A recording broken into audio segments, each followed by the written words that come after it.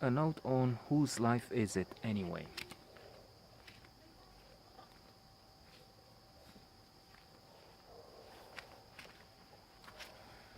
This film had a great impact on me.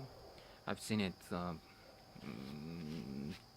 decades, 25 years ago, maybe 30, I'm not sure. But I remember being shocked by this film, the proposition in it. Now, I can't say it's everywhere, but it's a theme that has been thoroughly discussed in various publications, other films, books, and so on. And it's also abused, but it's something we have to come to terms with. But back then, I mean, for me, it was the first time I came across the notion, the idea, this important theme. I'm talking euthanasia. So it's there in the title. Whose life is it anyway? The point being that it's the life of the man who has to take the decision, and we need to allow him to end his life if he wants to. So what happens? We have Richard Dreyfuss, excellent, in the title role, in the leading role. Of Ken Harrison, he was a sculptor. John Cassavetes is Dr. Emerson. John Cassavetes, I was reading in a short history film, and then also I was watching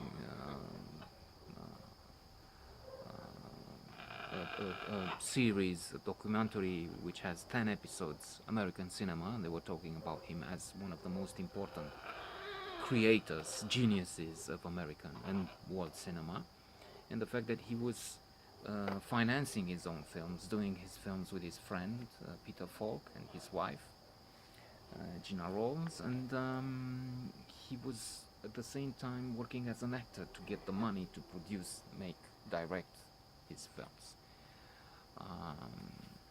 which are some of them, if not most, masterpieces.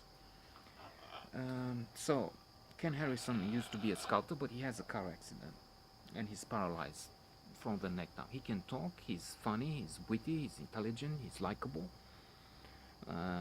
He gets along well with the staff of the hospital, who support him and his idea, his position.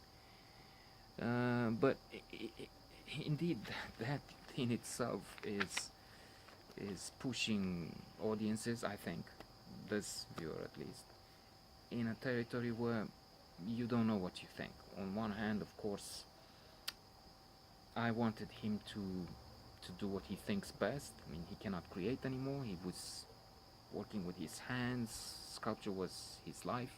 He had a calling. That's fortunate for most people. There are three possibilities psychology has researched and discovered. People who go to their job, 9 to 5, paycheck, that's all they're interested. Some who are interested in a career, advancement, some other things. But the best is the last, third category.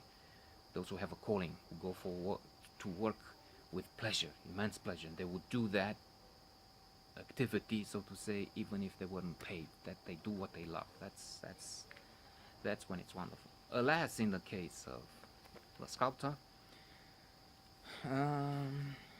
he was such a one, and because he loved what he did, now that he cannot do it anymore,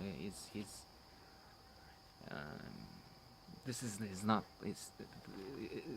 the other invitation, the other thought-provoking idea in the title.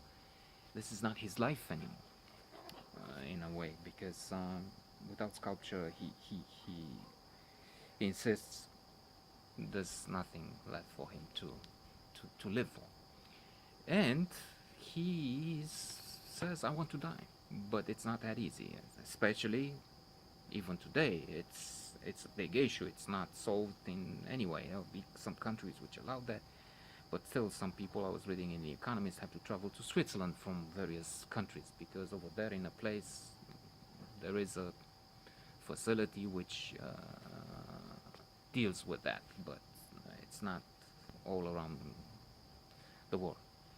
And of course, it has to be treated with care, because on the other hand, a nurse was just found in Germany killed more than 80 people. And some will abuse that. Ah, okay, so he's ill. Let's kill him. Even if he's not terminally, maybe he wants to live. There's another. Even if it's just weeks left or days, we can refer to Dostoevsky. He was sentenced to death. He had 3 minutes, and he talks about what the last minutes in the life of a man sentenced to death mean, how intense they can be. He can say that we know about that because his sentence was commuted in the final minute, so he has the experience and he lived to tell the tale. And so he has to face a judge to make his case.